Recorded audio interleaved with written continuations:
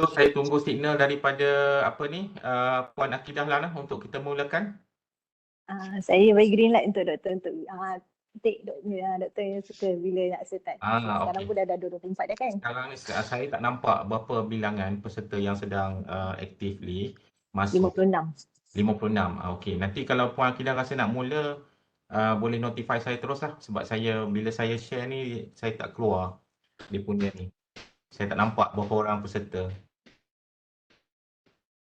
Mungkin nanti kan sebab saya apa ni paparan saya ni saya tak boleh nampak apa ni sebab saya tengah share, jadi saya tak boleh nampak apa ni chat box. Nanti masa sesi soal jawab mungkin saya akan tutuplah share saya ni untuk saya nampak chat box . Ya, betul doktor. InsyaAllah. Baik. Boleh.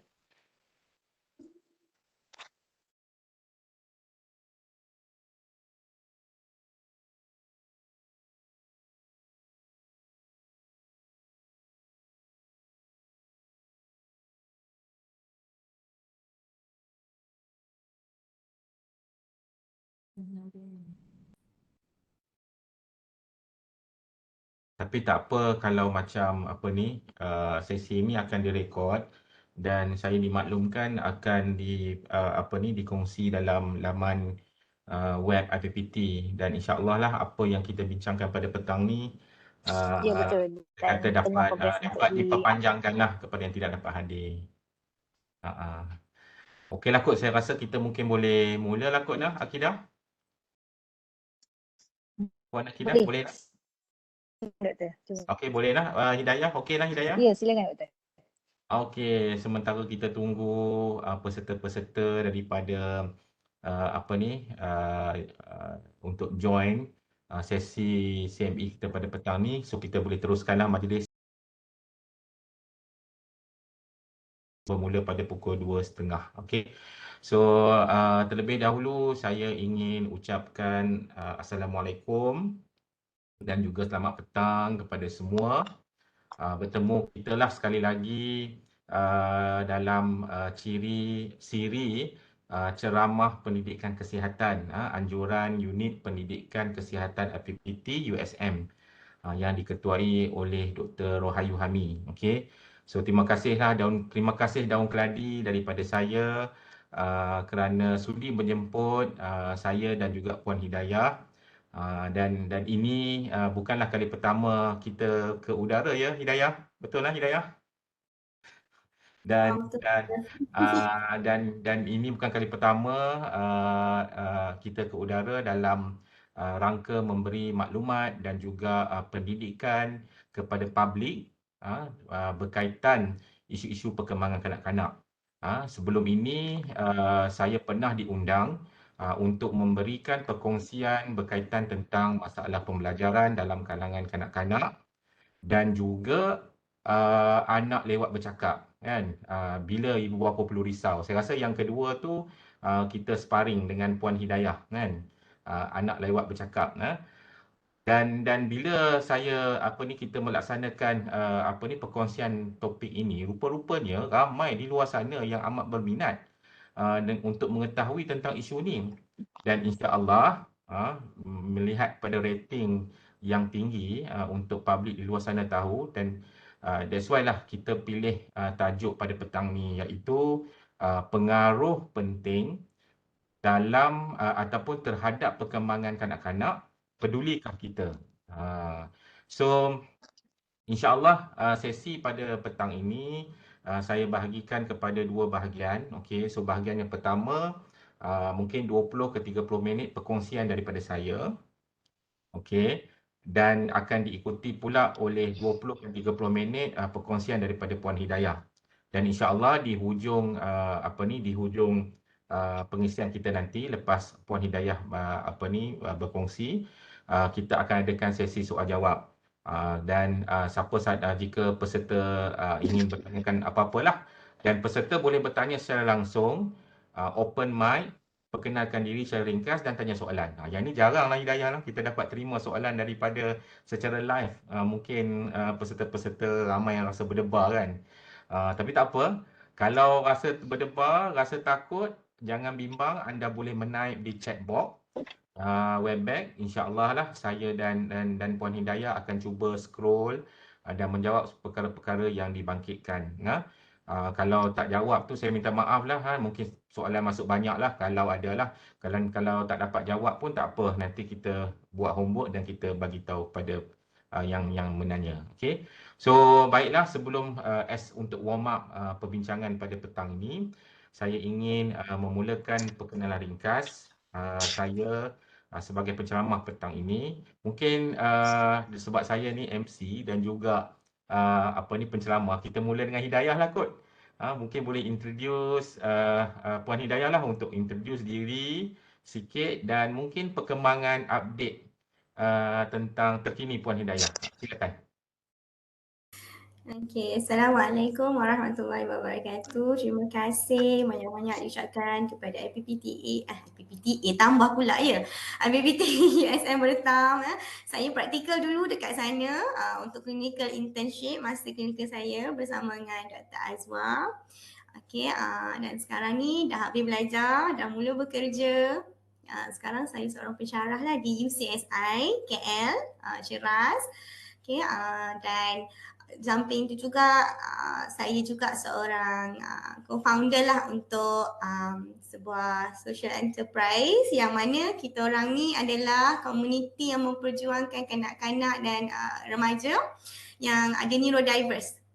Maksudnya ADHD ke, ada autism ke, kan ada masalah pembelajaran ke. Jadi saya juga seorang co-founder lah, nama dia WIP Healing.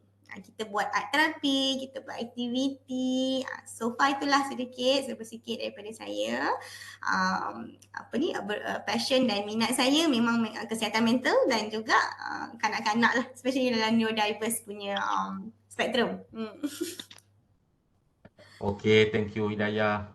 Sebenarnya jarang, susah nak cari psikologis, clinical psychologist yang berminat dengan kanak-kanak, sebab antara ciri utamanya adalah kena sabar, kan. Anak-anak ni menjerit, kan. Semua benda pun jerit, kan. Bukan semua orang boleh dengar, kan, jeritan mereka, kan. Okey. So okey, saya nak perkenalkan diri saya pula. Saya Dr. Nur Azwar bin Abdul Rahim, merupakan pensyarah perubatan dan juga pakar pediatrik daripada Jabatan Perubatan Klinikal Institut Perubatan dan Pergigian Termaju IPPT USM.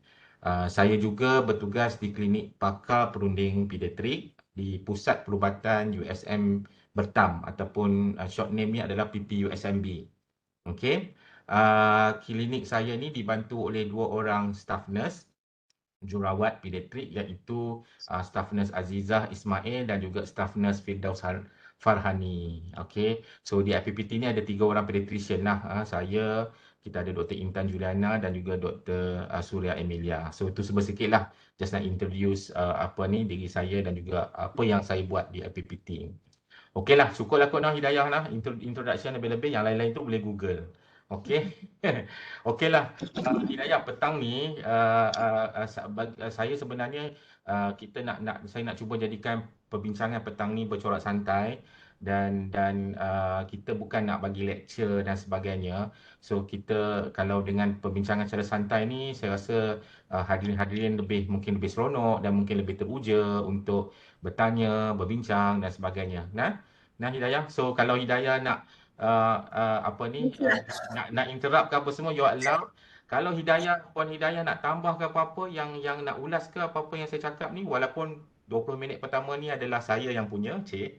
Okey, dibenarkan, tak ada masalah. Okeylah Hidayah, bila saya dapat tajuk ni, pengaruh penting terhadap perkembangan kanak-kanak, saya teringat satu pepatah yang saya rasa semua orang familiar, kan. Tangan yang menghayun buayan bisa menggoncang dunia, kan? Pernah dengar tak? Mesti familiar, kan? Okey, ataupun especially untuk ibu-ibu lah tu. ya, kan, tangan yang menghayun buayan bisa menggoncang dunia. Ataupun kadang-kadang kita tengok kalimat legenda yang selalu diungkapkan oleh Presiden Sukarno, Presiden pertama Republik Indonesia dahulu, berikan aku 10 pemuda, nescaya akan ku goncangkan dunia. Kan, wow, dahsyat, kan. So bila kalau kita tengok kembali kan ungkapan ungkapan ni, Kan tangan yang menghayun buaian bisa mengguncang dunia. Bunyi macam mustahil, macam tak logik. Macam mana tangan ni boleh mengguncang dunia, kan? Tapi kalau kita teliti balik, itulah sebenarnya tangan seorang ibu bapa yang amat besar kuasanya. Okey. So metafora lembutnya tangan yang menghayun buaian ni sememangnya memang tersirat kewibawaan yang besar.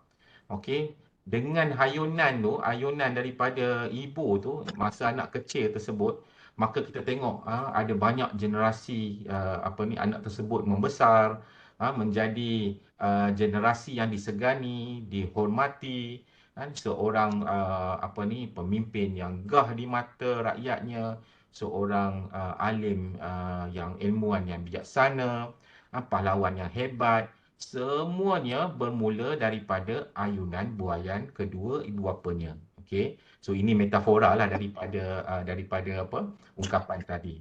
Tetapi persoalannya, Hidayah, tangan yang menghayun yang bagaimana? Kan?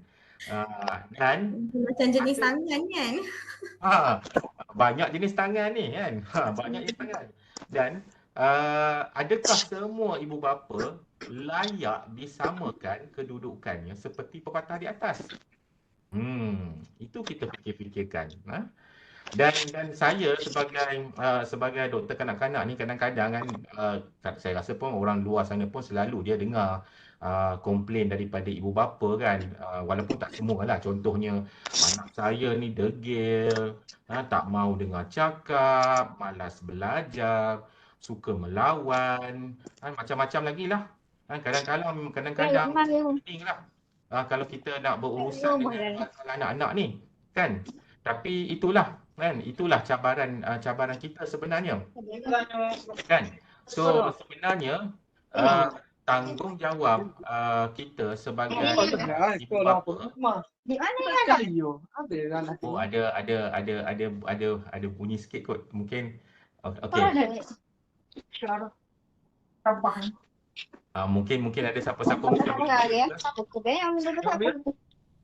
kan bakal bagi lagi ada kita tanggung Kita Kelantan tu. orang betul. mungkin urus dia boleh bantu urus dia. Untuk mute kan. Inilah Bebek. Okey, biasalah bila kita buat dalam suasana Webex ni memang macam inilah. Biasalah kan, kalau di masjid tu kan anak-anak bunyi bising-bising belakang biasalah. Okeylah. So saya teruskanlah nah. So itulah sebenarnya kalau kita lihat sebenarnya tanggungjawab sebagai ibu bapa ni pada hari ini bukan semata-mata berdasarkan hubungan darah daging saja. Sebab kadang-kadang bila kita sebut tanggungjawab ibu bapa ni, kita kata hanya berkaitan dengan hubungan darah daging semata-mata. Okey, sebenarnya tanggungjawab ini okey, saya minta puan dah mute aku dah. Okey. Sebenarnya macam saya cakap tadi lah, sebenarnya tanggungjawab ibu bapa hari ini bukan hanya sekadar kalau kita tengok dari segi hubungan darah semata-mata. Itu adalah solid. Tetapi tanggungjawab yang dipikul, tanggungjawab yang turut dipikul adalah termasuk ibu bapa tiri, ibu bapa angkat, ibu bapa mertua, guru, jiran dan sebagainya. Okey. Saya sajalah nak kembalikan isu ni supaya kita semua sedar sebenarnya role kita tu bukan hanya anak kita je, kita kena tengok juga orang lain. That's why ada satu pepatah Afrika yang saya pernah quote kat sini, yang saya pernah tahu, it takes a village to raise a child. Maksudnya satu kampung diperlukan untuk raise a child. Yang bermaksud seisi kampung diperlukan untuk membesarkan seorang anak. Kan? So kalau kita tengok pun zaman dahulu pun memang budaya ni memang diamalkan. Betul tak Puan Hidayah kan? Tegur menegur kan. Jadi kita pun takut nak lakukan kesilapan. Nanti kalau kena tegur nanti balik rumah mesti kena. Kan? Tapi sekarang ni budaya tegur menegur ni dah semakin dilupakan. Kan kalau dahulu masing-masing peduli akan perihal anak-anak masing-masing, anak-anak akan ditegur jika melakukan kesalahan oleh kariah kampung ke, kariah taman dan sebagainya. Sekarang ni dah terbalik. Anak-anak sekarang ni pantang ditegur. Kadang-kadang ibu bapa bila sampai je teguran tu, ibu bapa pula yang lebih sudu daripada kuah. Kan, defend anak masing-masing tanpa menyiasat apa sebenar yang berlaku. So ini sebenarnya telah memberi pengajaran yang sebaliknya kepada anak-anak tersebut. Saya teringatlah satu hadis yang Rasulullah pernah pernah bersabda. Saya rasa ni pun semua orang pernah dengar, riwayat Al-Bukhari kalau tak silap saya. Setiap anak yang dilahirkan itu dalam keadaan fitrah, suci, bersih. Okey, kedua ibu bapanya lah yang mencorakkannya menjadi Yahudi ataupun Nasrani ataupun Majusi. Nampak tak sebenarnya. So setiap anak-anak tu dia fitrah dan bersih. Dia tak, kalau saya lah, saya tengok ini peranan ibu bapa tu sebenarnya sangat-sangat penting dalam mencorakkan mereka. So untuk kita menjadi ibu bapa yang berjiwa besar sebenarnya bukan mudah, kerana ia adalah satu perjalanan dan satu perjuangan. Okey, insya-Allah kita kata dengan semangat yang tuan-tuan puan ada ni, menghadiri seminar-seminar, menghadiri webinar-webinar ni, kita akan terus menimba ilmu dan menjadi asbab untuk kita berpeluang mendidik anak-anak kita menjadi zuriat yang hebat dan insya-Allah. Amin lah. So petang ni itu sebenarnya adalah sebagai satu kata-kata motivasi lah daripada saya, peringatan pada diri saya dan peringatan pada semua pentingnya kita sebagai ibu bapa untuk sentiasa upgrade ilmu. Datanglah majlis-majlis yang runcit-runcit macam ni, CME yang sikit-sikit ni, mudah-mudahan apa-apa yang kita belajar petang ni kita boleh amalkan. Okey. So petang ni saya nak kongsi sikit je tips tentang yang boleh kita lakukan oleh orang dewasa ataupun ibu bapa yang dapat membentuk anak mereka menjadi insan yang hebat. Okey, walaupun tidak semua anak-anak di luar sana yang bertuah dapat merasainya, lebih-lebih lagi ibu bapa zaman sekarang ni, zaman moden ni memang tak sama kan, mencabar kerana masa bersama anak-anak tu amat-amat kurang, tak macam zaman dahulu. Okey, kalau anak-anak kita boleh meluahkan kepada kita, sudah pasti mereka mahukan didikan yang terbaik agar mereka menjadi insan yang hebat. Oleh itu kita sebagai ibu bapa memang kena sentiasa lengkapkan diri untuk melengkapkan diri dengan ilmu sesuai dengan perkembangan mereka. Sebab kadang-kadang bila kita tahu tentang perkembangan anak-anak ni, kita dapat menyesuaikan diri dan bersifat dengan lebih adil. Pengetahuan ini amat penting kerana kita dapat lakukan lebih awal dan juga lebih kerap. Tak adalah berlaku secara tradisi, sebab secara tradisinya kita mendidik anak-anak kita berdasarkan experience kita yang lepas. Bagaimana mak dengan ayah kita didik kita. Betul tak? Kalau mak dengan ayah kita didik secara garang, maka itulah kita akan cuba applykan kepada anak-anak kita. Okey, tak apa, tak ada masalah. Apa saja didikan yang diterima oleh kita sebelum ni, itulah kita sekarang. Tetapi tidak semestinya yang terbaik. Kan? So kita perlu keluar daripada kepung-kepung untuk menghasilkan memberi peluang yang lebih baik kepada anak-anak kita. Jadi kita kat situ kena tambah value lagi, ilmu lagi, insya-Allah. Okey. So ibu bapa perlu tahu betapa pentingnya 5 tahun yang pertama bagi kehidupan anak-anak mereka. Okey, dari segi kesihatan dan juga dari segi perkembangan mereka. Terutamanya perkembangan otak mereka lah. Sebab sebenarnya anak-anak ni Hidayah telah belajar ketika mereka ni dalam kandungan lagi. Kan? Sebelum mereka dilahirkan. That's why kadang-kadang kita tengok banyak sangat petua-petua yang telah di-share kan. Kalau mengandung tu rajin baca Quran kan. Nanti anak-anak ni dengar bacaan Quran daripada ibunya kan. Lepas tu pula ibu-ibu yang mengandung pula diajar untuk orang kata apa, bersabar kan, behave, sebab apa-apa perbuatan tu sebenarnya yang akan dengar anak dalam kandungan tu dengar. Dan kalau kita tengok pun sebenarnya dari segi perkembangan kanak-kanak pun, pendengaran kanak-kanak pun sebenarnya memang dah sempurna sejak dalam kandungan. That's why kadang-kadang bila yang siapa yang mengandung tu, bila kita kata bercakap dengan anak yang dalam kandungan tu, akan ada interaksi. Kan, sebab mereka boleh mendengar. Okay? So point dia kat sini nak bagi tahu adalah pembelajaran anak-anak kita sebenarnya telah pun bermula sejak daripada mereka dalam kandungan, sebelum mereka dilahirkan. Nampak tak? So bila kita tahu benda ni, kita kena bersedia daripada awal. Okay, saya minta maaf. Okay, saya minta maaf, saya terlupa tutup handphone saya. Okay, so ketika peringkat bayi, kalau kita tengok mereka menangis sepanjang masa. Kerana apa? Kerana bayi ni lapar, mereka perlu diberikan susu hampir setiap jam lah. Dan kalau kita tengok pula kan, mereka ni banyak pula buang air besar. Kan? Bertukar-tukar pampers kan. Kita juga tapi bila times go on, kita akan lihat mereka ketawa, mereka membuat bunyi-bunyi yang lucu kan, kita pun seronok berkomunikasi dengan mereka kan. Mereka ni pula berkembang kan, daripada berguling kepada merangkak, seterusnya berjalan dan berlari. Dan akhirnya kita ni sebagai bapa kadang-kadang kita macam terpana tau, macam kata pantasnya masa berlalu, cepatnya mereka ni membesar kan. Tapi kita kena ingat tau, perubahan yang kita lihat ini sebagai ibu bapa hanyalah perubahan yang kita dapat lihat dan kita dapat dengar.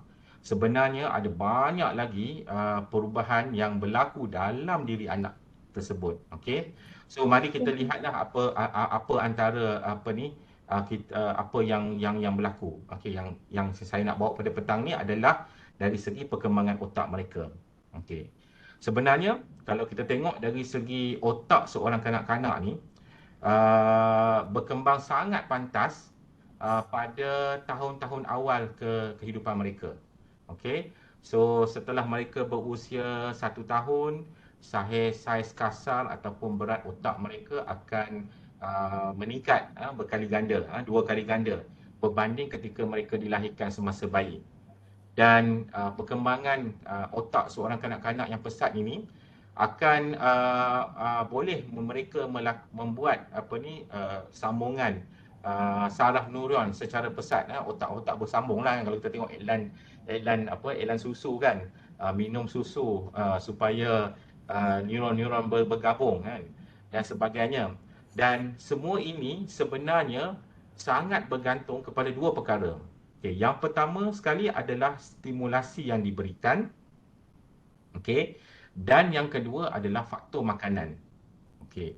So saya tak nak ulas pada petang ni tentang faktor pemakanan, sebab yang itu sepatutnya another big issue yang patut didiskuskan. Apakah pemakanan yang sempurna ataupun yang baik untuk bayi. Tapi as principle, pemakanan yang baik ada kepada seorang kanak-kanak adalah yang mempunyai semua elemen nutrisi yang seimbang. Cukup makan sehingga kekenyangan, makanan yang paling mahal bukanlah semestinya jaminan yang terbaik.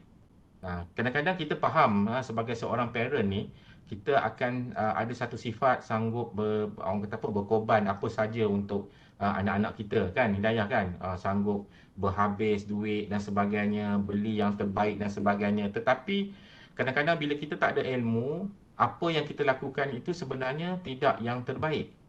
Kan, realitinya ramai ibu bapa di luar sana ambil mudah hal ni, hal tentang pemakanan. Kadang-kadang kalau saya bercakap tentang hal pemakanan, as simple as penyusuan susu ibu yang lengkap. Kan, penyusuan susu ibu yang lengkap ni sebenarnya adalah satu faktor yang bagi saya ramai ibu bapa di luar sana yang ambil mudah. Tapi alhamdulillah saya rasa sekarang kesedaran terhadap kepentingan susu ibu ni dah mula ada. Ramai yang dah bagi komitmen, banyak dah persatuan-persatuan, grup-grup peer support yang support breastfeeding dan sebagainya. Sebenarnya kalau kita tengok, susu ibu ni memang magic. Memang bagi saya memang magic. Magic tu in the sense of ramai dia dalam kalangan ibu-ibu yang memberi komen kepada saya, kalaulah mereka ada ramai anak, Kan anak yang pertama mungkin tak sempat, tak cukup susu ibu, anak yang kedua susu sempurna, dan anak seterusnya sempurna sebagainya. Mereka kata ada banyak perbezaan. Perbezaan dari segi rapatnya, bondingnya mereka tu dengan kedua ibu bapa. Yang itu berbeza kalau nak dibandingkan dengan anak yang tidak cukup tak cukup susu ibu, yang mungkin hanya makan susu formula semata-mata. Kan itu adalah rahmat yang kita masih lagi mengkaji dan sebagainya. Dan saya selalu cakap dengan pesakit-pesakit saya ataupun ibu bapa yang berjumpa dengan saya, dalam dunia ni tak ada pun satu cecair yang mana kalau kita minum cukup syarat ni maksudnya kalau dalam persediaan susu 2 tahun ke bawah dan juga 5 kali kenyang ataupun 3 kali kenyang, pendapat terus jadi macam anak susuan. Anak susuan ni maksudnya susuan. Kan? So itu adalah satu hukum yang telah ditetapkan dalam Al-Quran. So mesti ada hikmah kat situ. Kan? Minumlah bergelen-gelen pun, tapi kalau umur dah 10 tahun tetap tak boleh jadi anak susuan. Nampak tak? So kat situ itu adalah elemen, dan kajian tentang susu ibu ni banyak sangat. Dan in fact sebenarnya susu formula yang ada di pasaran pun sebenarnya cuba sedaya upaya nak meniru susu susu ibu. Kan? So itu antara elemen yang selalu terlepas pandang. Dan susu ibu ni sebenarnya paling mudah, paling murah. Kan? Seting susu formula di luar sana mahal, Hidayah. Kan? Dia letak dan iklan tentang susu ibu ni kan kadang-kadang selalunya emosional kan, sebab dia bermain emosi ibu bapa kan. Minum susu, sat lagi anak main piano, mak pun menangis jerit. Sebab sedih melihat perkembangan anak yang bertambah bagus kan. Semuanya. Tapi sebenarnya yang paling terbaik adalah susu ibu kan. Kita bukan susu formula kan. Tapi kalau bagi yang tak mampu yang tak ada kemampuan untuk memberi susu ibu, terpaksa memberi susu formula, sebenarnya Hidayah, agama kita membenarkan untuk anak tersebut disusukan oleh orang lain. Betul tak, Hidayah? Anak susuan, betul tak? Tetapi kan kadang-kadang peliknya kita ni amat sangat takut dengan jadi anak susuan, takut terkahwin dan sebagainya, sehingga kan kita mengabaikan hikmah ataupun kita kata the magic of the breast milk tu. Kan? So itu adalah something yang patut kita fikirkan. So itu adalah faktor dari segi pemakanan. Okay, so saya hanya ulas sikit ya. So nanti next time kalau kita ada kelas tentang step by step pemakanan yang baik dan sebagainya, mungkin kita jemput dietitian dan sebagainya, mungkin ibu bapa di luar sana boleh join. Okay. So saya teruskan lagi pada usia 7 tahun pula. Okay. Tadi saya bagi tahu bila anak tu berusia 1 tahun, otak dia berkembang menjadi 2 kali ganda. Okey, setelah mereka berusia 7 tahun, isi padu otak kanak-kanak telah hampir 90% isi padu otak orang dewasa. 90% Hidayah. Pada umur 7 tahun. Kalau kita kata nak masak tu dah nak siap. 90%. Kan? So maksudnya nampaknya kalau kita ni miss the boat, maksudnya Allah ruginya. Okey. Namun semua maksudnya 10% dia lagi diperlukan untuk kehidupan yang seterusnya. So maksudnya kadang-kadang kan bila kita ada anak ni, kadang-kadang biasalah kan, anak nombor 1 ni ilmu kurang sikit, anak nombor 2 ni ilmu lebih sikit, anak nombor 3 ilmu lebih banyak sikit, anak nombor 4 seterusnya. So yang maturity the best adalah anak yang bongsu lah, dapat semuanya. Betul tak? Kan? Tapi tak naklah jadi macam tu, sebab sepatutnya, that's why saya katakan tadi, ia adalah satu perjuangan yang berterusan. Maksudnya kita nak semua zurat-zurat kita, anak-anak kita tu mendapat equal the best what we can give kan. Bukan, that's why ilmu tu very very important. Okay. So itulah pentingnya kanak-kanak ni sangat perlukan bantuan daripada kita orang dewasa ataupun ibu bapa untuk membantu mereka mengembangkan potensi mereka. Okey. So saya nak mudahkan tips yang simple untuk kita mengasah perkembangan sihat minda kanak-kanak ini. Mungkin saya boleh bagikan kepada 5 perkara asas.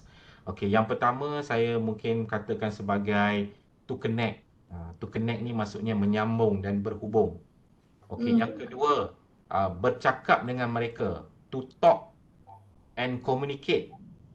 Okey, nombor 3 bermain dengan mereka, to play. Yang keempat, persekitaran rumah yang sihat or healthy surrounding.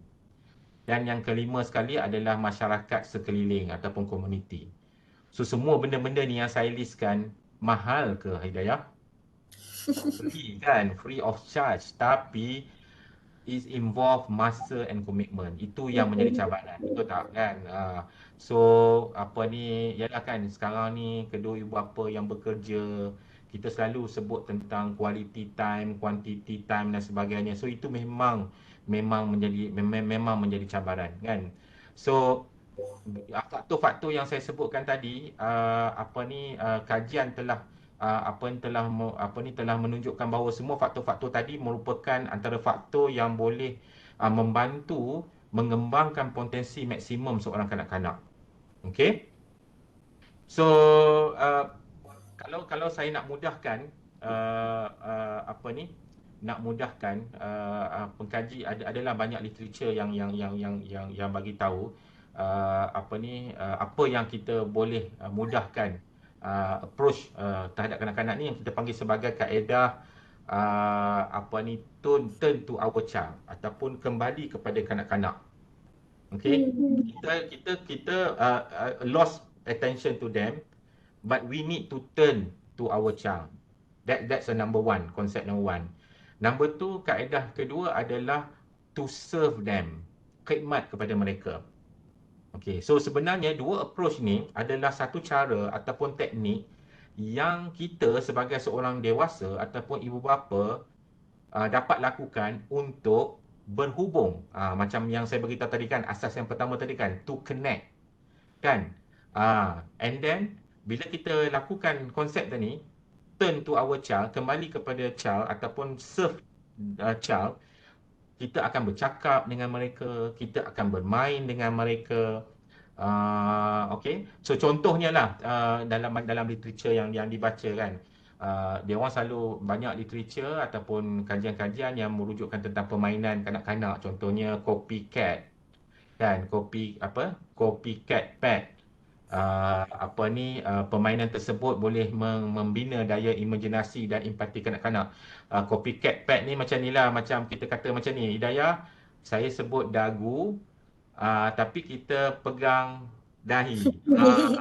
Kan? So siapa salah kena denda dan sebagainya. Faham tak? So sebenarnya permainan tersebut, kita orang Melayu ni tak main benda tu, orang putih dia main benda tu. Kita main ni osom, kita pun ada juga konsep tangan. Kita pun ada konsep macam tu, one two som, osom semua kan.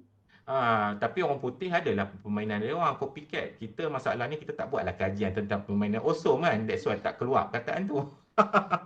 Tapi konsep tetap sama. Sebenarnya permainan-permainan ini dia membina daya imajinasi dan empati pada kanak-kanak. Dan benda ni mudah, menyeronokkan dan tak pakai belanja langsung. Kan? Tapi sekarang ni Hidayah, permainan anak-anak zaman moden sekarang ni dahsyat. PS5, PS4, mungkin saya dah ketinggalan zaman kot. Mungkin dah tak ada, saya pun tak tahu PS berapa kan. Tapi permainan-permainan tersebut tak ada membentuk daya-daya imajinasi dan empati. Dia terasing doktor. Dia telah mengimplementkan banyak budaya-budaya yang lain. Contohnya kalau kita tengok permainan video game kan, yang ada elemen pembunuhan lah, elemen tidak empati dan sebagainya, yang banyak lebih mudarat kepada seorang kanak-kanak. Kan, kerana mereka boleh meniru all the false philosophy yang ada terhadap permainan tersebut. Kan? So dah tak ada dah lah Hidayah permainan awesome tu. Saya rasa kalau kita tanya generasi sekarang ni, mungkin orang dah terlupa dah kot dah. batu seremban ke apa semua kan. Permainan-permainan yang sebenarnya memang membina daya imajinasi. Kan bermain dengan kanak-kanak seperti menamakan benda. Ini nama apa? Kan? Ini apa dia? Dan sebagainya. Itu benda yang simple. Kan? Kerana kita dapat membina pembendaharaan kosakata mereka, meningkatkan daya tumpuan mereka dan meningkatkan perhatian mereka. Kan permainan macam apa ni, peekaboo, ni orang putih lah peekaboo, kita main cak-cak kan untuk baby kan, cak cak cak kan. So sebenarnya benda tu dapat membina daya ingatan dan kepercayaan kepada diri seorang kanak-kanak kan. So sebenarnya saya sebenarnya nak kita kata kita balik kepada basic lah kan. Untuk kita lakukan semua benda ni, kita terpaksa memberikan komitmen ataupun masa. Itu yang sebenarnya masalah kan, disebabkan tekanan-tekanan beban kerja yang dihadapi oleh ibu bapa menyebabkan mereka tak mampu nak laksanakan benda ni. Jadi mereka pun memberilah permainan material yang ada di pasaran sekarang ni. That's why permainan-permainan yang ada tu sebenarnya tidak connect pun sebenarnya. Malah jauhkan diri daripada ibu bapa. Okey. So setiap ibu bapa kalau kita tengok balik sebenarnya setiap ibu bapa bercakap atau berbual-bual dengan anak mereka, bermain dengan mereka. Okey, membuat mereka ketawa buat lawak, joking. Sebenarnya benda ni bukan saja membina dan mengukuhkan hubungan hubungan semata-mata, tapi sebenarnya sangat membantu dari segi kesihatan mental anak-anak. Kan? So zaman sekarang ni ada banyak sangat penyakit kesihatan mental dalam kalangan kanak-kanak yang kalau satu ketika dulu tak pernah pun kita dengar. Anak-anak zaman sekarang ni pun dah pandai guna. Stres lah dengan homework. Betul. Kan? Stres dengan homework, depressed. Kan?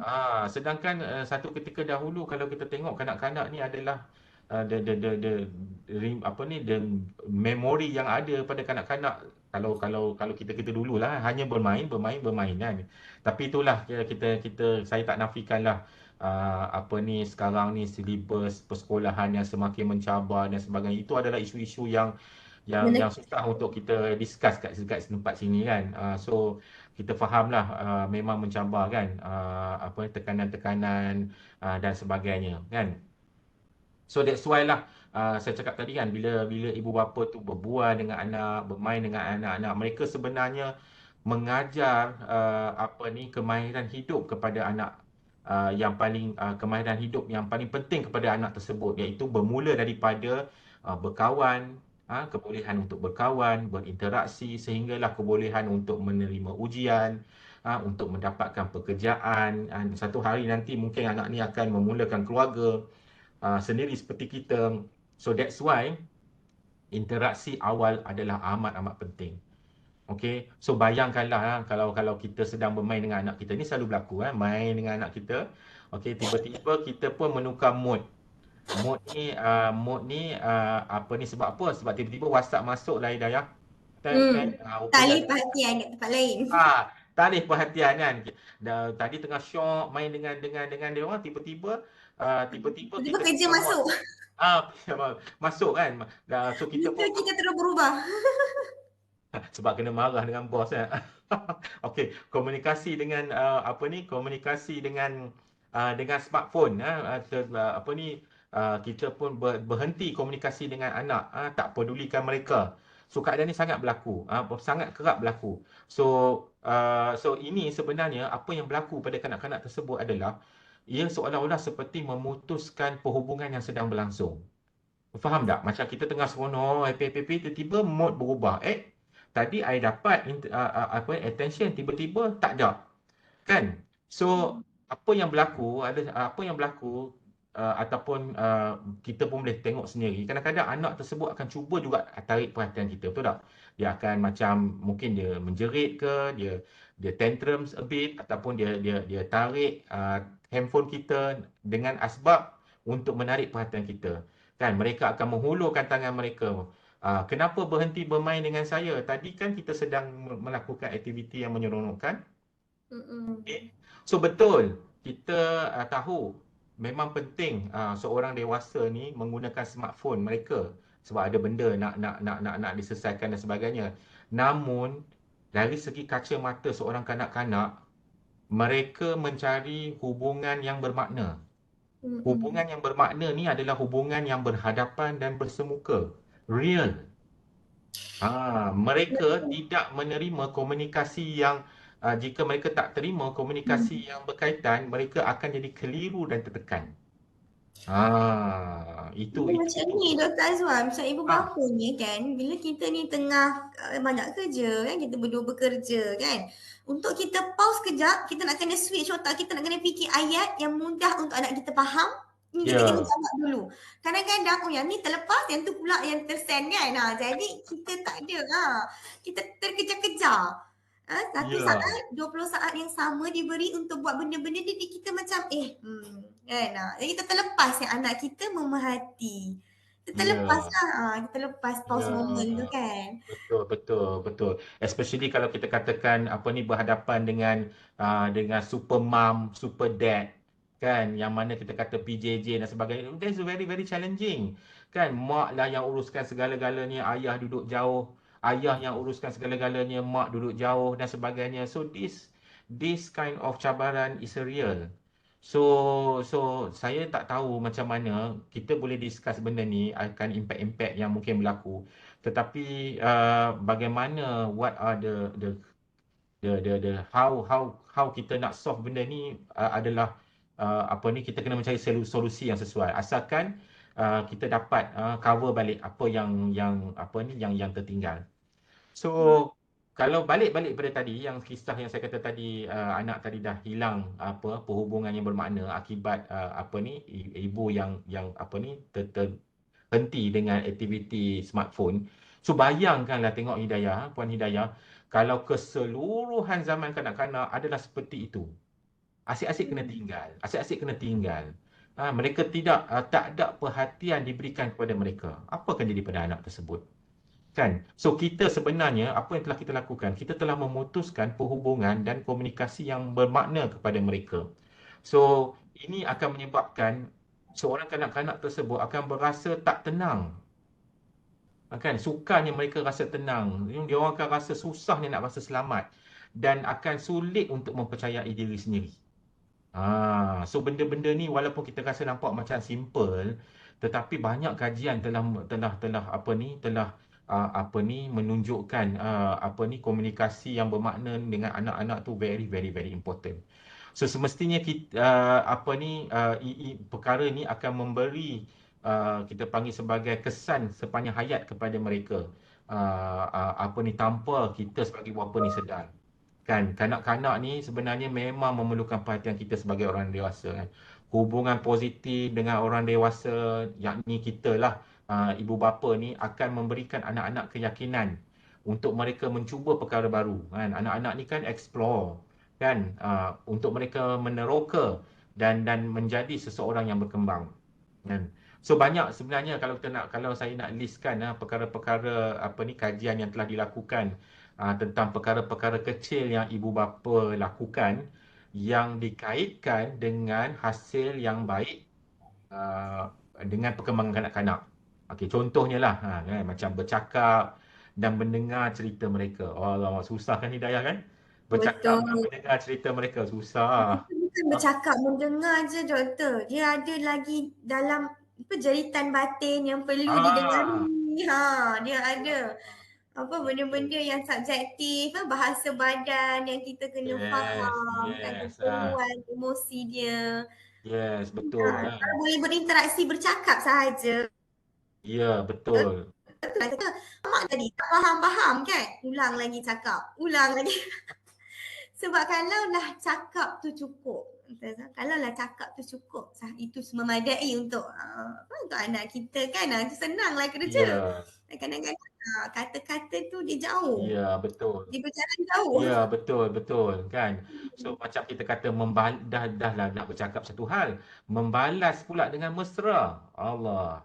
Kan, mengajar mereka huruf dan nombor. Membawa mereka mengharungi perjalanan dan lawatan, increase the experience. Kan? Semua ini adalah memori, Hidayah. Betul. Memori. Kalau tak percaya, cuba tanya diri kita. Ada tak kenangan-kenangan ini tersisa di memori kita? Teringat. Kalau ada Mm-mm. lah. Kalau tak ada, sebab semua orang pun mempunyai pathway yang berbeza. Kalau tak ada, tak apa. Kita yang createkan pengalaman ni pada anak kita. Kan? Mm-mm. So, apa ni, so satu lagi lah yang yang menarik juga kan, membaca kepada anak-anak. Itu adalah contoh yang paling mudah kan, bedtime story.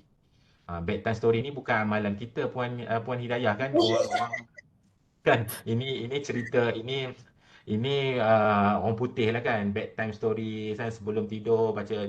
Orang kita tak ada amalan tu. Tapi sebenarnya tak apa, kita tak buat bedtime story pun, kita boleh pilih pun masa-masa lain untuk bercerita, betul tak? Dan kisah-kisah yang nak kita nak pilih tu, kita boleh pilih kisah-kisah tauladan, kisah-kisah yang membina, membina jati diri kan, membina tauhid dan sebagainya, kisah-kisah Nabi contoh-contohnya. So benda-benda tersebut adalah mudah dilaksanakan. Kalau zaman dahulu kita dah tak banyak, kita sangat kurang, saya panggil sebagai bahan-bahan bacaan yang bersifat agama dan sebagainya. Contohnya kan, kadang-kadang kita nak menerangkan konsep ketuhanan, susah kan pada seorang anak-anak kan. Tapi saya tengok sekarang banyak dah buku-buku yang friendly dengan kanak-kanak, yang sebenarnya ibu bapa perlu invest dan tunjukkan effort kan. So walaupun sukar untuk kita lakukan budaya ni, tapi kita kalau boleh kita buat kan. Boleh bacakan cerita kat mereka di waktu mana pun yang sesuai dengan masa kita. Janji ada. Dan sebenarnya bila kita baca tadi cerita-cerita dengan anak-anak kita ni, sebenarnya tadi bahas balik pada konsep asal tadilah, to connect, to talk, to communicate dengan dia orang. Semuanya benda tu akan terangkum bila kita buat aktiviti ni kan. So dengan kata lain, it is a bonding time sebenarnya kan. So ada satu kajian jugalah, saya mungkin share, saya boleh quote lah, kajian yang melaporkan bahawa kanak-kanak yang ibu bapanya membaca pada mereka setiap hari, ketika umur tu 5 tahun, kita dapati anak tersebut menunjukkan minat yang mendalam pada pendidikan pada usia umur 10 tahun. Ini satu kajian lah yang dilakukan. So maksudnya penonton-penonton sekalian kat sana tu, tuan-tuan sekalian, mungkin kita boleh lakukan sesuatu kan, sebab kita pun sekarang ni pun bila sebut pasal akademik, ibu bapa sanggup lakukan apa saja, betul tak? Kan, hantar pergi tuition sana sini dan sebagainya, sebab kita nak kan anak kita mendapat minat pada akademik dan sebagainya. So mungkin ini antara benda yang paling simple yang kita boleh lakukan pada peringkat awal. Okey. So saya rasa cukuplah dulu kot noh. Masa dah beri 20 minit, saya selalu terlebih So apa ni nanti saya makan masa Puan Hidayah pula. Saya rasa cukuplah dulu tip ringkas daripada saya. Yang paling penting yang saya ingin ingatkan adalah tempoh yang paling istimewa untuk perkembangan kanak-kanak kita adalah 5 tahun yang pertama. Itu yang saya nak take home message pada semua. Dan setiap saat bersama kita ni sebagai ibu bapa bersama mereka merupakan peluang untuk kita berhubung, untuk kita bercakap, untuk kita bermain bersama mereka. Kan, bayangkan perubahan yang kita boleh lakukan jika kita mengambil perkara yang saya sebutkan tadi itu dengan serius. Dan kita bukan hanya ambil tahu je, kita melakukan. Dan sebenarnya bagi kanak-kanak, permainan ataupun bermain ni sebenarnya bukan membuang masa. Sebenarnya Hidayah, ia adalah masa depan mereka. So nampak tak kan Hidayah kan? Memory tercipta. Apa dia? Memory tercipta dengan anak yang tu yang Memori dipegang. ya, betul. So itulah Hidayah yang saya boleh share. Mungkin kita boleh okey, saya tak nampak chatbox tu, nampak saya Ada nampak beberapa dekat soalan kat sini. Yang ah pertama daripada Hanifati Harun mengenai umur berapa doktor anak perlu bercakap. Yang pertama, okey. kemudian yang kedua, macam mana nak berkomunikasi dengan anak 10 tahun yang makin meningkat remaja ya doktor? Yang itu saya boleh ambil. Itu memang career. Ini Okey. Okey, soalan kedua nanti soalan kedua nanti Puan Hidayah akan ambil. Okey. Seawal umur berapa soalan yang pertama tadi seawal umur berapa anak perlu bercakap? Yang ini saya rasa ingat kuliah kita yang pertama yang kedua kan Hidayah? Anak lewat bercakap, ibu bapa perlu risau. Saya rasa nanti mungkin yang bertanya mungkin boleh Google dekat situ. Kalau dapat keluar apa perbicaraan tersebut mungkin boleh dengar. Tapi secara umumnya seorang anak-anak harus boleh bercakap pada umur 2 tahun lah. So kalau 2 tahun masih belum lagi patah perkataan yang lengkap, perlulah berjumpa dengan doktor. Tapi jangan tunggu 24 bulan tu tepat-tepat. Sepatutnya kalau dah dekat-dekat umur 2 tahun tu lagi 20 bulan apa semua kena ada kerisauan lah. Untuk bawa berjumpa doktor dan sebagainya. So kalau anak-anak tersebut masih belum cakap, ada banyak assessment yang perlu kita lakukan. Dan jangan bimbang. Kadang-kadang tu mungkin tu ada banyak faktor lah yang menyebabkan anak tu lambat bercakap dan sebagainya. I think saya tak akan ulang kat sini lah, yang mana mungkin Puan boleh rujuk dalam video sebelum ni, perbincangan sebelum ni. Okay, so 2 tahun lah. Okey, so Puan Hidayah, saya rasa mungkin kita boleh pergi kepada segmen yang kedua. Segmen yang kedua daripada pengisian daripada Puan Hidayah. So Puan Hidayah akan memberi pengisian berkaitan apa Puan Hidayah? Dia berkaitan dengan ni lah pemikiran-pemikiran awal kanak-kanak terbentuk Ya. salah satu perkembangan. Silakan. Salah satu perkembangan yang penting adalah pemikiran pemikiran dalam, yang mana thoughts kita panggil mind lah, minda sihat kan. Okay, so thoughts ni kita ingatkan macam kata soalan daripada Puan Farah kan, macam 10 tahun remaja nanti baru rupanya terbentuk fikiran-fikiran macam saya ni tak pandai, saya tak penting, saya tak rasa saya diperlukan. Kita ingatkan umur macam lebih-lebih sikit nantilah kan. Tapi sebenarnya ikut kajian dia seawal 8 tahun. Jadi tadi kita punya brain Dr. Azhar, brain kita tu develop by 90% 7 tahun. Ya, So, betul. by the age of 8 years old tu, 8 tahun tu, dia dah boleh dah ada kita panggil pemikiran-pemikiran yang unhealthy, yang tak sihat tu dah develop daripada 8 tahun dah. Jadi kita bayang seawal 8 tahun, seorang anak kecil tu 8 tahun tu dia boleh mengalami rasa tak nak tak guna, dia rasa macam diri dia tak diperlukan, tak disayangi, rasa seorang yang gagal, tak percaya dia boleh kontrol diri dia. So tu semua tu boleh terbentuk. Jadi kita ada beberapa komponen yang saya share sedikit daripada Profesor Jeffrey Young dia skema punya apa kita panggil terapis lah dari sudut saya klinikal psikologi kan. Okay, yang kita dapati antaranya kalau ikut kajian di Malaysia, antara poin-poin yang penting ataupun pemikiran yang terbentuk seawal 8 tahun ni dia dah start ni, antaranya adalah dia ada pendaman emosi atau emotional inhibition. Okay, disebabkan mungkin ini macam katakanlah pada ketika itu dia menangis. Dia seorang anak budak-budak lelaki kan, dia menangis ke, atau budak perempuan dia nangis ke, kuat nangis ke, kemudian kita termarah kan, tapi lepas tu kita tak cover balik. Kita marah, kita marah, kita biar aja. Jadi apa yang jadi, budak ni dia akan rasa macam kalau kita menangis, kalau kita menunjukkan rasa sedih, itu adalah satu perkara yang memalukan. Jadi dia ingat benda tu, dia faham macam tu. Seawal 8 tahun dia dah boleh faham dah. So dia dah boleh skip dah. Seumur 5, 7 tu dia dah dapat yang sihat tu lah, yang Dr. Azhar cerita macam mana beronok kita main, dia seronok kan. Tapi 8 tahun tu dia dah boleh dah, dia boleh goyah dah. Dia dah start dia 8 tahun. So bila kita tak sambut pada umur 8 tahun ni, dia ada macam-macam lah leretan dia. Leretan contohnya lepas tu yang keduanya macam bila dia dah rasa emosi memalukan, dia tak nak bercakap dengan orang kan, kalau dia dah disimpan, tak yalah cakap, tak ada orang faham.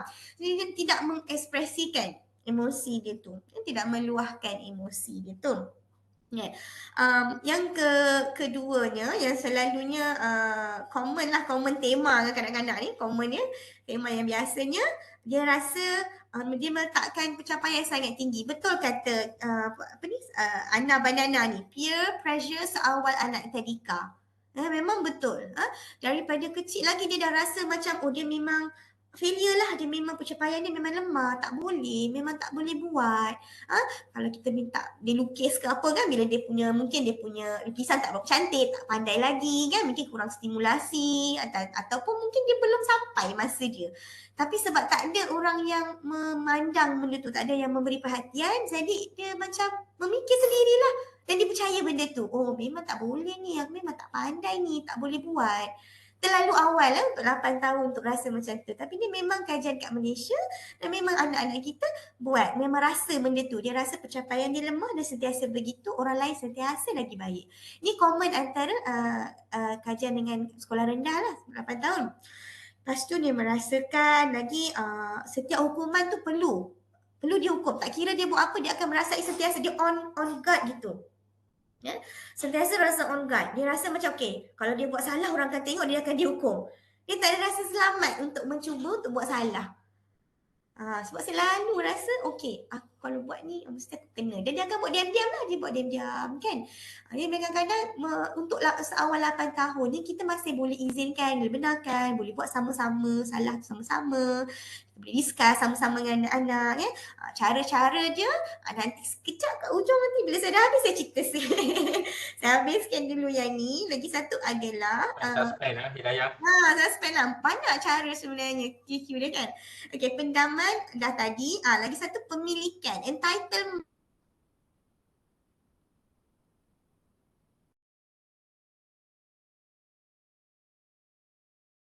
Hidayah tak dengar suara laporan Hidayah. Terputus.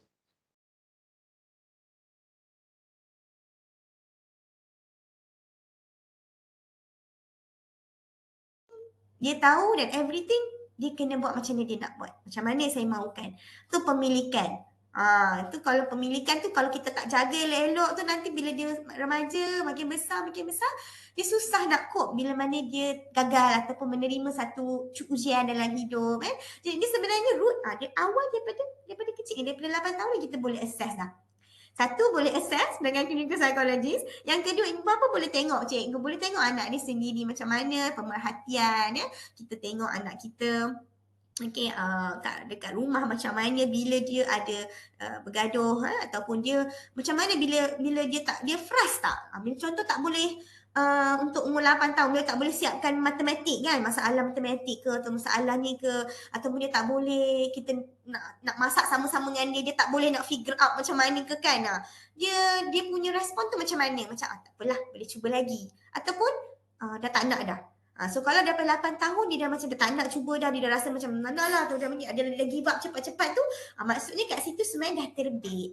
Dia dah mula terbit dah, dia dah mula goyah dah kat situ. Bila kita buat intervensi awal, kita tingkatkan stimulasi, kita beri perhatian, ibu bapa memberi perhatian untuk anak-anak yang mula membesar ni dia lain sikit sebab dia libat hati ya tak salah. Dia main hati kan. Dia main hati sebab kita nak kena kontrol kita punya perasaan dulu baru kita boleh cakap. Kalau kita boleh lepas terus kan nanti sekarang dia ni pula kan dia ni pula kan dia lagi jauh daripada kita. Itu peringkat remaja lah. Ya. Istilah yang digunakan koyak. Koyak. Kenalah koyak sikit-sikit kan. Kenalah koyak sikit-sikit barulah kita tahu banyak mana kita boleh ni test diri kita kemampuan atau kalau psikologis kata self efficacy lah. Kebolehupayaan seorang anak itu walau dalam keadaan dia dah dalam keadaan stres tu dia boleh bounce balik. Dia boleh excited. Lepas tu dia boleh stress, dia boleh excited balik. So kebolehan untuk dia balik semula untuk excited untuk buat tu kan. Kat situlah yang saya nak share lah dengan pendengar semua. Yeah. Saya mungkin nak tunjuk sikit lah sebab saya rasa boleh tak saya share sekarang ni? Boleh kan? Boleh. Saya stop share lah. Saya stop share. Ini antara sebab senang bila ada visual tu kita nampak terus kan. Okey. Saya mungkin boleh nampak ke? Belum tak nampak lagi. Oh, tak nampak lagi ya? Saya tak boleh tekan ke? Oh, boleh. Okey. Alright, saya share. Dah nampak ke sekarang? Ya, okey nampak. Sheets tu ya? Ada satu program deck ni kan? Okey, ni saya nak share lah apa yang ni adalah satu aktiviti yang mana kita lakukan Art Therapy Community Intervention Program lah. Ni adalah komuniti apa yang kita lakukan bersama dengan ibu bapa, bersama dengan kita inklusifkan semua sekali. Tak kisahlah mana-mana yang mental health ke yang tak ke apa, semua kita sama-sama, kita bersama. Macam tadi Dr. Azwa cakap, susah sebenarnya Dr. Azwa bila kita ni mak ayah sahaja melakukannya. Kita perlukan komuniti kita sama-sama. Kita perlukan bersama-sama dengan orang. Kadang-kadang mak ayah ni dia beban dia terlalu banyak. Dia rasa volume ataupun intensity bila orang cakap pasal anak dia tu kat kita ni 10 kali ganda. Orang tengok jeling, kita rasa macam double dose dia bagi kan. Nah, dia lain sikit. Jadi sebab itu kita nak calmkan diri kita, kadang-kadang kita tak ada idea dan kita kadang-kadang tak ada kebersamaan. Jadi sebagai contohnya kami buat dekat sini, kami ada aktiviti lah macam masuk hutan kat sini sama-sama, digital detox. Ni adalah aktiviti yang aktiviti yang kita lakukan antaranya kita masuk digital detox dan kita bawa anak-anak kita masuk ke dalam hutan sama-sama dengan abang-abang, dengan remaja, kan, dengan abang-abang dan kakak-kakak yang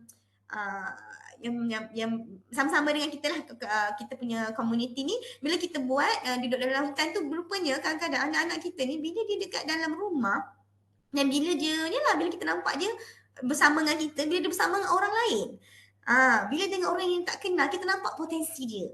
Jadi kita libatkan dia bersama dengan orang, bersama dengan orang lain, kita libatkan interaksi dengan orang lain. Kadang-kadang kita lebih faham anak kita bila dia berinteraksi dengan orang. Baru kita tahu, rupanya anak aku boleh. Kenapa anak aku tak cakap macam tu dengan aku? Memang kita akan ada benda-benda gitu. Memang kita nak nampak setting tu, memang kita boleh bawa, kita boleh boleh tonjolkan potensi anak tu. Dan digital detox ni maksudnya tak ada handphone lah. Tak ada handphone. Ini kadang-kadang kita masuk ke hutan tu, kita bersama dengan anak kita, anak orang, semua sama-sama.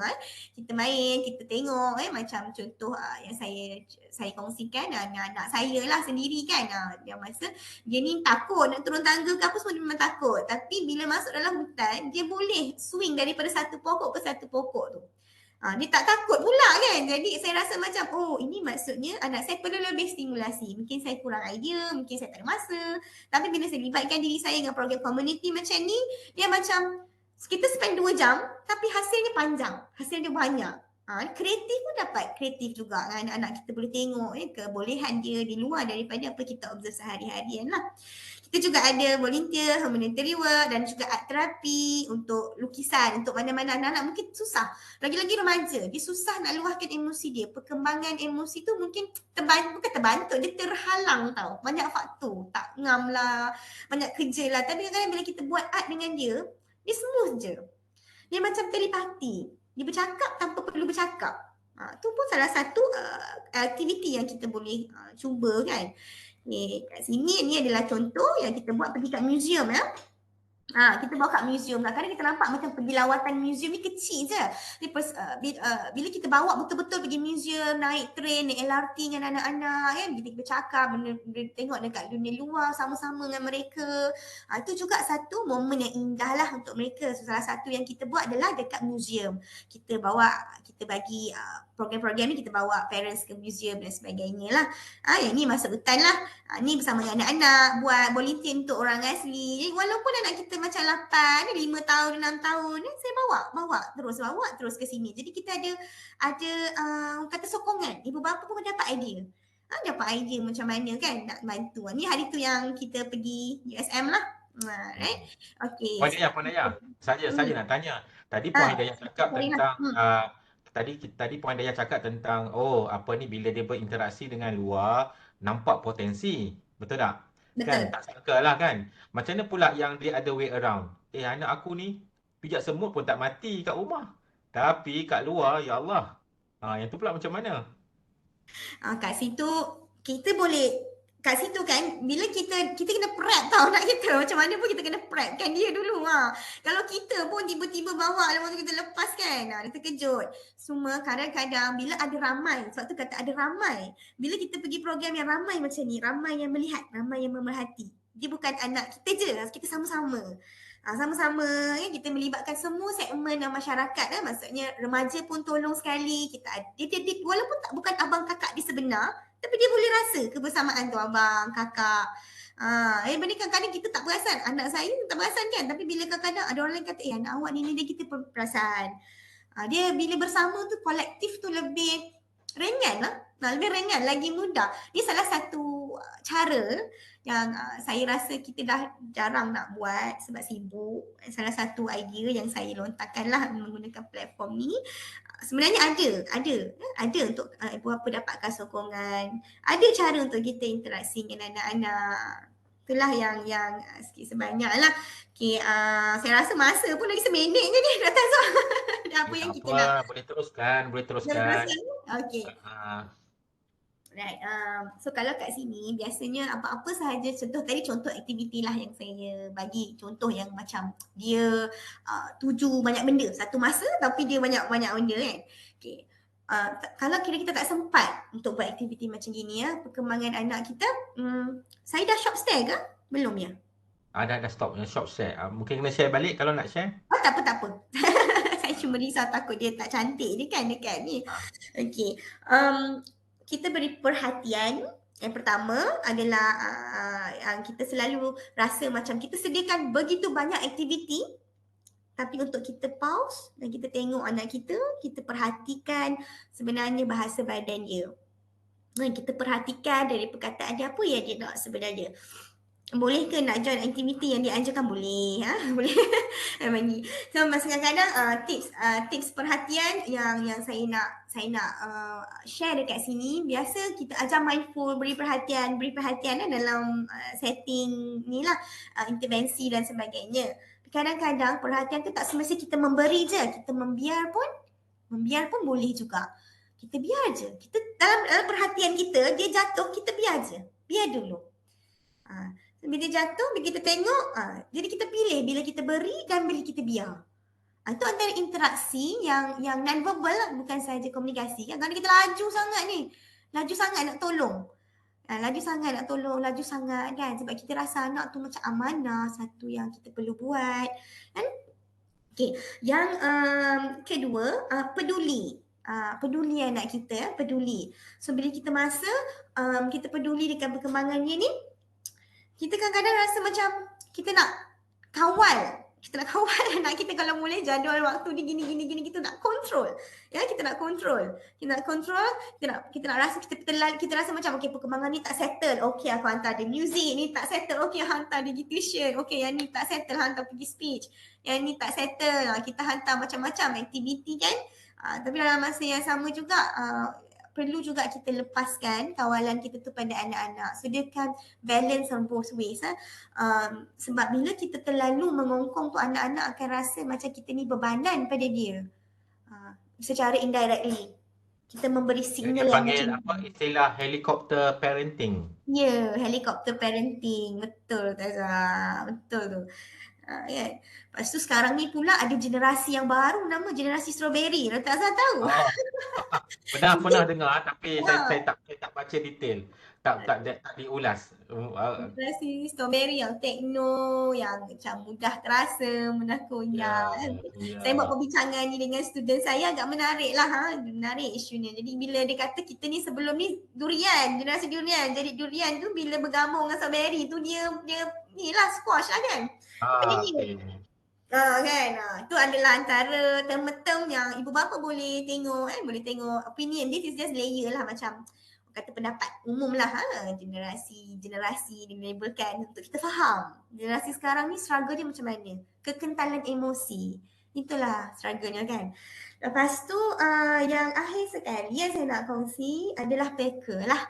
Pertama perhatian, kita peduli dan seterusnya akhir sekali kita peka lah. Kalau kita peka ni bukan setakat luar je, keperluan luar sahaja, keperluan fizikal lah. Kita juga peka kepada aspek dalaman.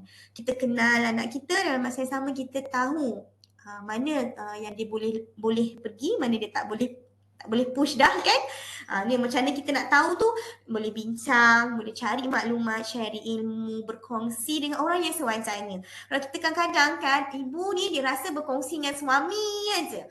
Kadang-kadang bila dia berkongsi dengan orang lain pun boleh juga mendapat idea yang ni lah. Jangan skop hanya kepada ibu dan bapa begitu sahaja sehingga terlupa kepada aspek komuniti yang kita boleh dapat maklumat macam saya tunjukkan tadi, bila kita libatkan diri kita dengan program komuniti besar macam ni, banyak input yang saya dan suami saya dapat di luar daripada skop kami berdua sahaja kan. Kat situlah kita peka dengan anak kita. Okay, insyaAllah saya harap yang perkongsian yang sajalah sharing sikit-sikit kan dapatlah menyentuh elemen yang penting, iaitu bahagian emosi. Satu hal perkembangan kanak-kanak remaja adalah bahagian dalaman santuni emosi anak. Saya yang bercakap ni yang pertama sekali menegur diri saya sendirilah. Bila kita bercakap ni Dr. Azhar kan, sebenarnya kita memperingati diri kita sendiri dan juga menggalakkan orang lain untuk turut sama, insyaAllah. Betul lah tu. Apa-apa yang kita kongsikan di sini bukan bermaksud kita yang terbaik, tetapi ilmu yang kita ada ni kita harapkan dapat disebar-sebarkan pada semua orang kan, insyaAllah. Kan, walaupun kita kata 10 yang dinyata listkan, mungkin tak semua dapat kita laksanakan, tapi tak apa, perjuangan itulah satu perjuangan kan sebenarnya. Okey lah. Ada Hidayah nak tambah apa-apa lagi? Saya rasa untuk saya punya slot tu insyaAllah dah okey. Cuma kalau saya nak jawab macam yang soalan, cuma Dr. Azhar mungkin tak nampak kot Sekarang saya dah nampak ada soalan. Okey, saya dah nampak saya dah stop share dan saya boleh nampaklah bahagian chat box ni. Okey, saat saya buka chat box. Okey. So ada yang tanya ada recording ke tak. So rasa urus dia memang record benda ni dan insya-Allah akan masuk ke dalam channel-channel di website di IPPT insya-Allah. Dan okey, ada soalan apa? Saya ada 2 orang anak, dua-dua suka bercerita dan berebut bercerita. Kadang-kadang sampai saya suka mendapatkan perhatian. Biasalah kan. Bagaimana saya perlu komunikasi yang lebih baik supaya tidak memainkan perasaan. Kadang-kadang mungkin Hidayah lah, Puan Hidayah tolong jawab. Ni area ni kan, area ni. Okey, area saya ni kita panggil token ataupun kita boleh pegang stick. Macam kata dia pegang 5, adik pegang 5, abang pegang 5. So dia take turn. Bila dia dapat stick tu kat tangan dia cakap. Lepas tu bila dia habis dia kena bagi abang dia. So kita nama penggiliran. Penggiliran ni pula satu skill juga. Walaupun kita nampak macam takkanlah tak boleh tunggu kan. Tak, budak dia belajar bergilir. Dia tak sesabar kita. Dia nak cakap, dia kena settle cakap masa tu juga. Sekarang saya pun tak tahu umur, saya tak tahu umur anak puan. Cuma kita ada banyak cara untuk buat penggiliran. Antaranya macam itulah kita guna stick ataupun juga kita boleh bagi role. Macam tukang cerita, tukang dengar. Lepas tu tukar, awak cerita, awak dengar. Lepas tu ulang balik cerita tadi. Awak cakap apa, saya cakap apa. Dia orang suka main-main macam tu. Itu antara teknik-teknik lah, teknik-teknik interaksi. Ni boleh share kot dalam sharing yang seterusnya. Kadang-kadang kita selalu pernah dengar Lego terapi. Kan, Lego terapi. Lego terapi ni antara satu permainan yang digunakan untuk meningkatkan fokus dan sebagainya. Role play dan sebagainya. Sebab kadang-kadang konsep Lego terapi tu yang dipahami oleh di luar sana ni, dia macam ni dia macam beli anak Lego. Parent pergi cari Lego, pergi bagi ke anak main-main. Sebenarnya kalau macam tu pun okey juga, tapi tak berkesan. Yang berkesan sebenarnya adalah Lego tu perlu ada role play. Role play ni contohnya kita kena bersama dengan anak-anak kita. Maksudnya kita kata anak kita tu ambil role sebagai builder. Lepas tu kita role sebagai design supplier. And then anak seorang lagi sebagai designer ataupun arkitek. Jadi maksudnya kat situ tu akan ada interaksi. Builder tak boleh buat sewenang-wenangnya. Harus buat seperti yang didesign. Dan dia perlu minta supply bahan-bahan daripada supplier. So that's one akan ada interaksi. So that's why kadang-kadang permainan seperti macam Monopoly dan sebagainya, permainan-permainan macam tu sebenarnya menarik juga. Sebab board dia macam dia board game. Board game ni dia tapi itulah dia kena sesuai dengan umur lah. Umur tertentu. Tapi again Hidayah, masa lah tidak mengizinkan, sebab benda-benda tu melibatkan masa dan kita rasa seronok kan bila kita main board. Saya masih ingat lagi kalau masa saya kecil-kecil dulu kan, dapat main board game dengan sepupu-sepupu yang lebih dewasa kan. Kita yang lebih kecil ni rasa macam teruja kalau kita boleh kalahkan mereka. So perasaan-perasaan Dapat macam tu. main sekali pun jadi dah Dr. Azwar. Dia pilih kita main sekali pun kita dah suka dah kan. So benda-benda macam tu sebenarnya adalah interaksi sebenarnya. Kan, membina confident. Yang mana saya tengok sekarang ni memang kurang. Dan permainan-permainan seperti role play, kan, main masak-masak, main baby-baby, main doktor-doktor, kan.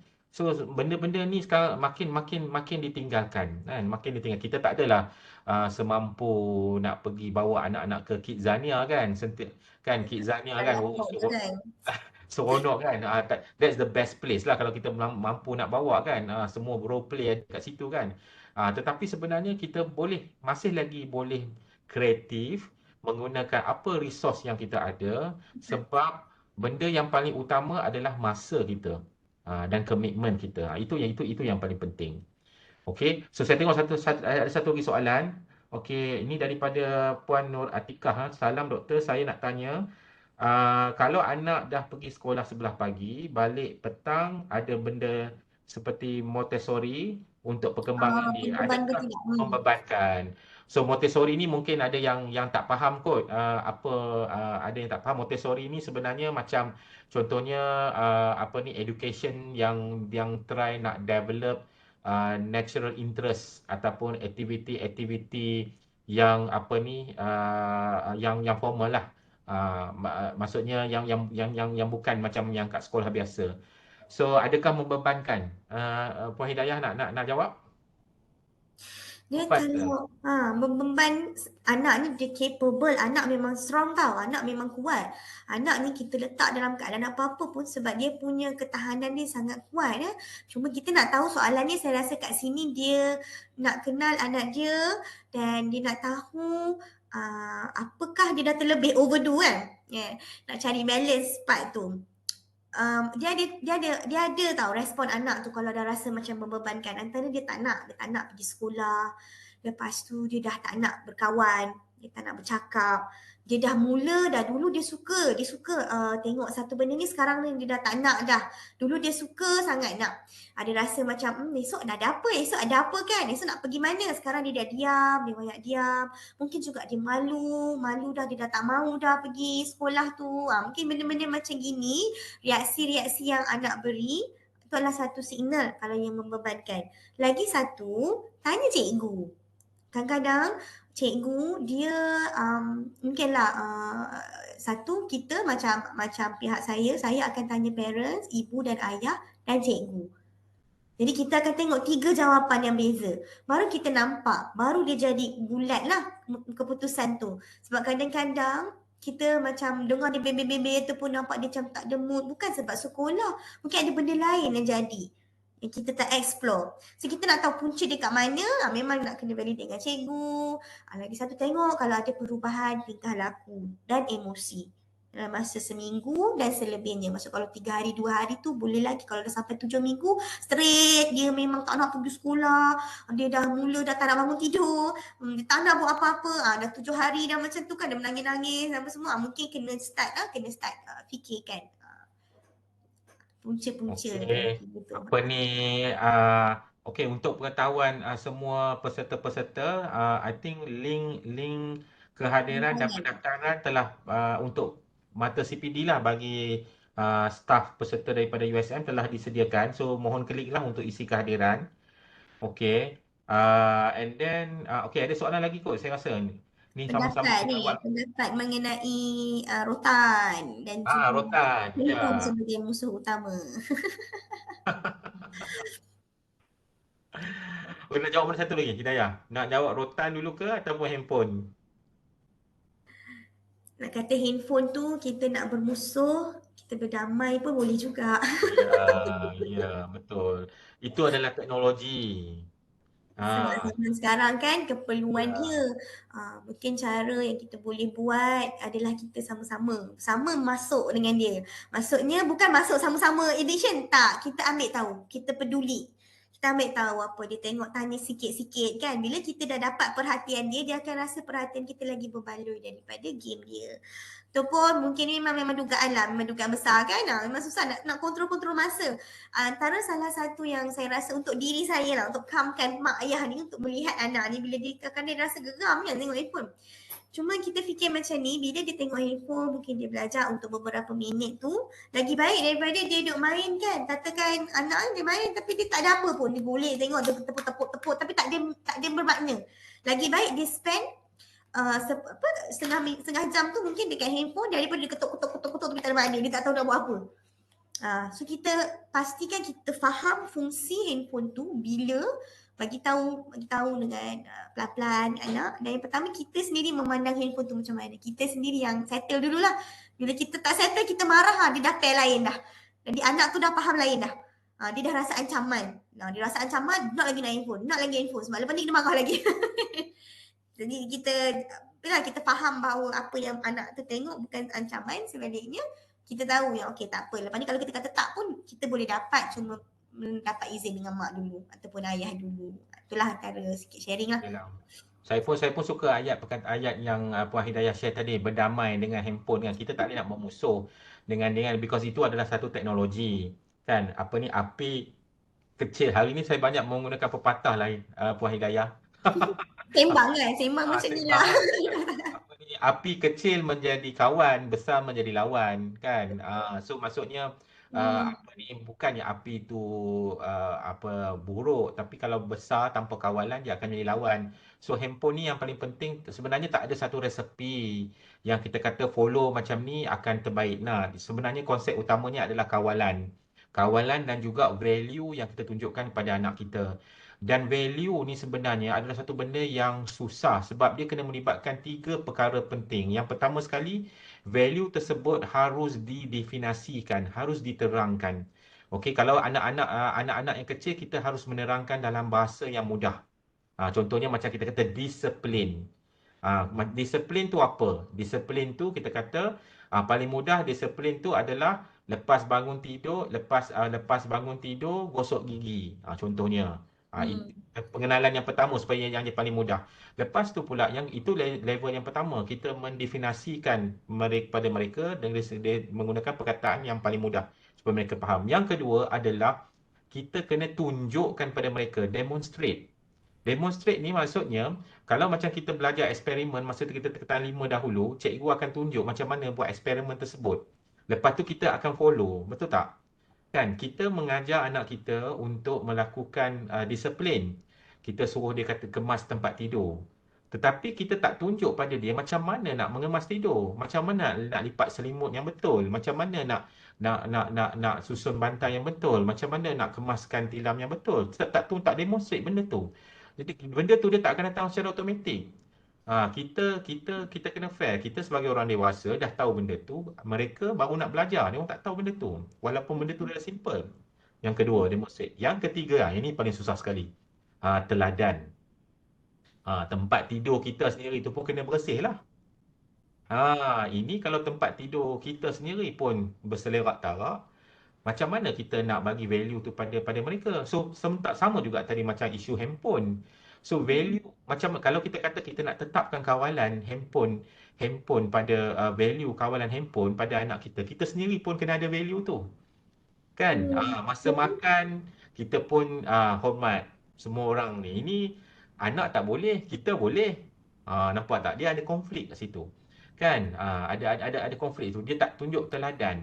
And then dia tak terangkan. Handphone ni memang addicted, menarik. Kalau dah tekan, dia macam dadah. Dia bukan macam dadah. Dia macam ada effect sama macam ni kan, addiction. Kalau dia tertarget, dia memang sama macam dadah je.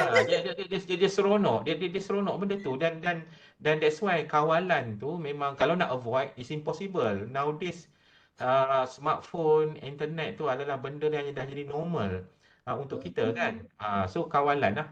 Menggunakan value yang betul. Okey, itulah kot yang komen dari saya. Kawalan pakai rotan okey tak? Rotan pula. Last kali rotan tu. Rotan. Macam mana Puan Hidayah? Puan Hidayah lah cerita dulu rotan. Tunjuk lah kot. Kalau nak rotan tu saya bagi Saya tak ada inilah nak cakap mengenai behavior modification rotan tu, tak ada lah, tak belajar lagi lah. Cuma kalau tunjuk je untuk dia belajar kan. Tapi kalau nak rotan tu dia adalah kot. Dr. Azwan Ya. lagi tahu bila Ya, boleh ya, rotan dia tu. sebenarnya kaedah rotan itu sebenarnya nak menunjukkan ketakutan. Ketakutan pun merupakan adalah satu jenis pelajaran juga. Sebab manusia ni biasalah bila kita kata kita berlemah lembut, dia naik lemak. Kan, ada juga kadang-kadang kita jumpa kanak-kanak yang manipulatif. Manipulatif ni maksudnya kadang-kadang bila parent tu terlampau lembut sangat semua benda, dia boleh manipulate dan sebagainya. So that's why kadang-kadang kita kena ada balance lah. So that's why dalam keluarga tu kadang-kadang saya selalu sembang dengan apa ni parent yang jumpa saya. Siapa yang play role garang? Siapa yang main play role apa ni cikgu disiplin, siapa yang main play role yang baik contohnya. So dia orang akan declare, saya doktor, saya memang garang, ayah dia yang baik. Okey, tak apa. So tak apalah, balance lah. Maksudnya ada give and take kat situ. Dia tak boleh dua-dua orang jadi apa ni, jadi lemah lembut, tak boleh. Ataupun dua-dua orang pun berkeras dan berkasar pun tak boleh juga. Sebab elemen tersebut perlu seimbang. Perlu terseimbang. Cumanya rotan ni dia agak Dia konsisten jugalah Dr. Azwan untuk dua-dua, walaupun dia seimbang tapi konsisten. Kalau kata rotan tu bagi dia tunjuk rotan lah, tapi seorang yang pegang, seorang cakap je macam tu. Ataupun konflik kadang-kadang prinsip kan, kalau macam tiba-tiba ayah dah kata tak boleh, tiba-tiba mak dengan kat belakang kata boleh pula. Faham tak?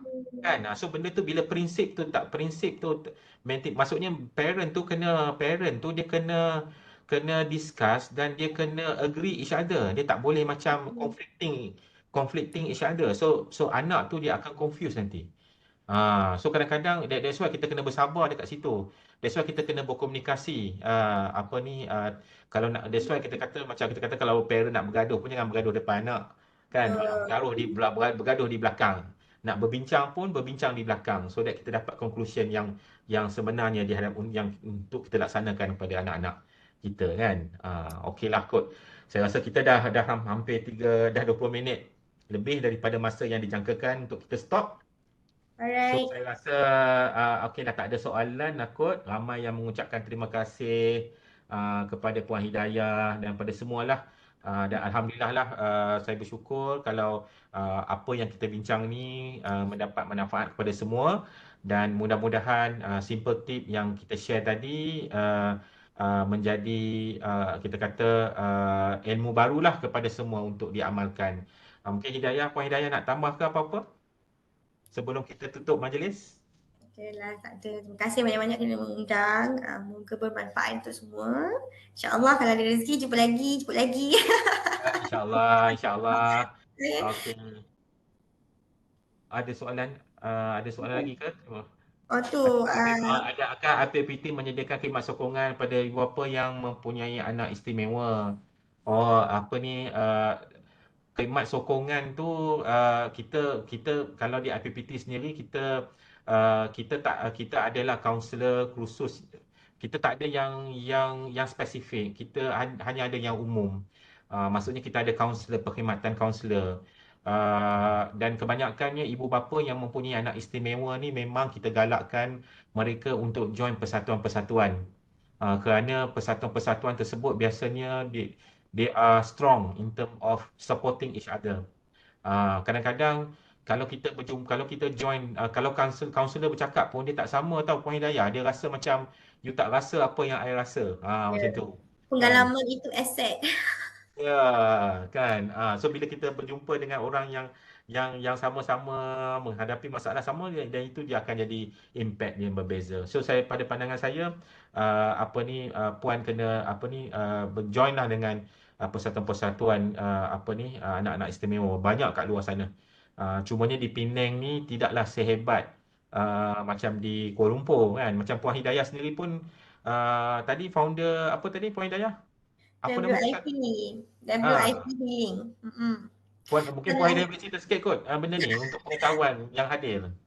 Dia ni inisiatif daripada klien saya sendiri, ADHD klien 4 tahun lepas. Jadi dia initiate inilah community project ni yang mana dia sebenarnya memang betul special need dan memang kita tarik orang yang lebih kepada neurodiverse community yang neuro ni lah sebab mungkin cara fikir, cara bercakap, cara sosial dia lain sikit. Dan bila dia bersama dengan community yang biasa, mungkin potensi dia macam tak nampak, dia tenggelam gitu kan. Tapi bila dengan community kami, sebab every level tu maksudnya remaja, semua-semua tu dia orang memahami each stages tu. Kalau saya nak faham anak saya mungkin sebab saya tak faham, saya tak tahu apa nak saya nak. Tapi bila abang ni bercakap, oh rupanya kalau nak panggil anak saya ni kena panggil 2-3 kali. Saya tak tahu. Oh baru saya belajar. Jadi saya pun belajar daripada abang kakak yang mengalaminya juga. Jadi kat sini program memang banyak ada kat KL, memang ada KL.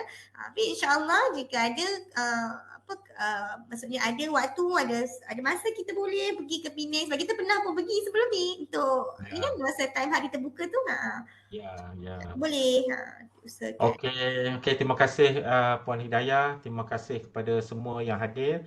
So terima kasih juga kepada Urustia yang telah membantu menjayakan webinar pada petang ni, Puan Akidah dan Dr. Rohayu. Okey. So sehingga berjumpa lagi, saya ucapkan Assalamualaikum warahmatullahi wabarakatuh.